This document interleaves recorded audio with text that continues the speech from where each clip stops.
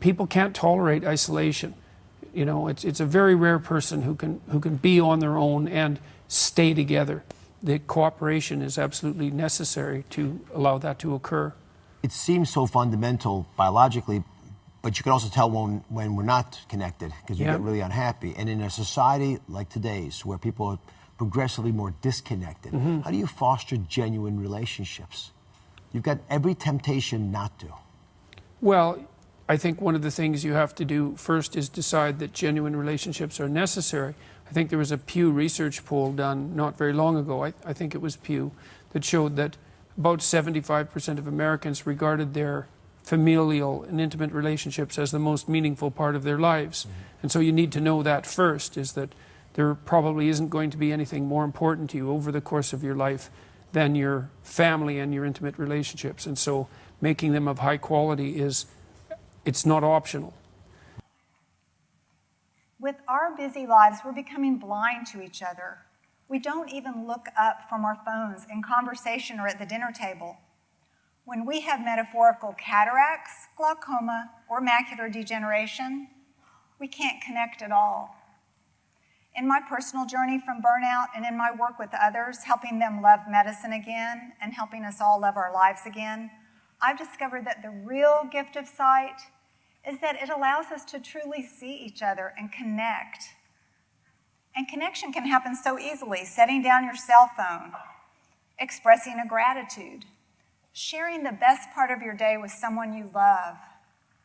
And it turns out connection is good for us. It strengthens our immune system, lets us live longer, and it reduces our anxiety and depression.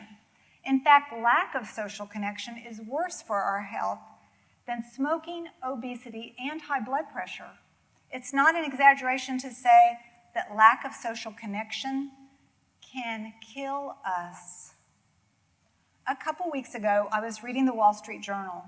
There's a new study just out by Brigham Young University that said social isolation increases our risk of death by 32%.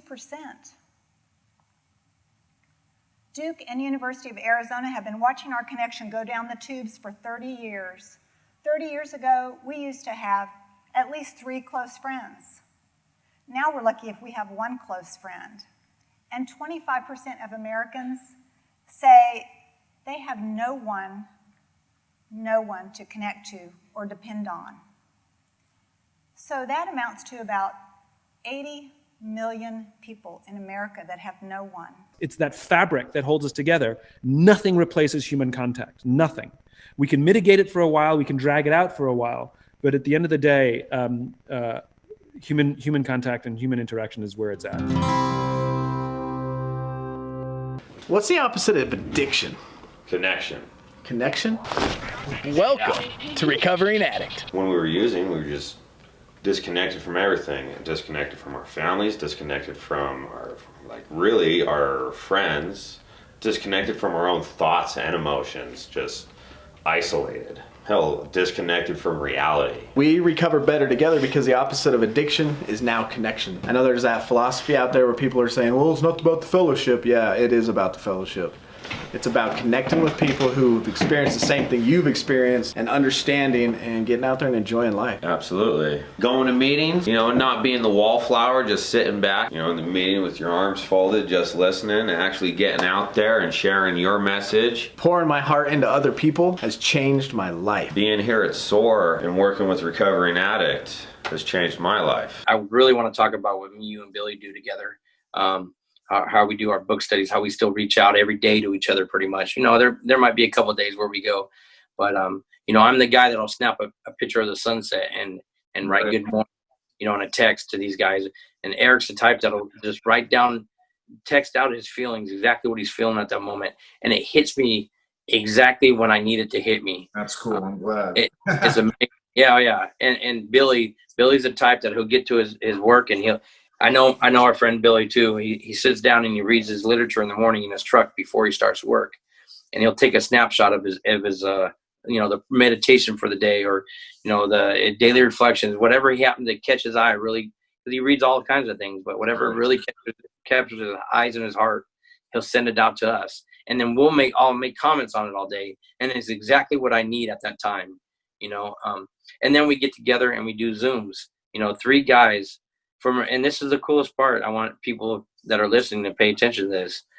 3 guys that came from the same recovery house that are still in recovery today. I couldn't stop using. I thought it was the end of the line for me. It separated me from everything I'd known to be good in life. Addicts tend to disconnect from the people that love them, from their friends, from any sort, all their circles in society, due to a lot of shame and guilt they have over the decisions they've made based upon their active addiction. Treehouse definitely helped me understand the value of human connection and the necessity that it is in my life and my sobriety. Part of what we want to do is we want to get that part of their brain working again. And it's almost impossible to do it by yourself. But they'll get on a boat in the ocean and then get tossed and turned for a while. Then you'll see them catch that one wave. And you'll see the biggest smiles. And the first thing they do is look for someone else to share that moment with. Or they're experiencing true joy over a success, but they look for someone else to share it with. Your brain's working, it's rewiring, you're waking up, you're getting healthy, you have people to walk through it with you. Your staff is another team, you got your family, it's another team, you got your community, it just kind of goes and goes and goes and goes. You know, it's a culture society, and you're all connected. I want a life now. You know, I want to take care of a family. You know, it's nice to be given the ability to care about somebody more than myself.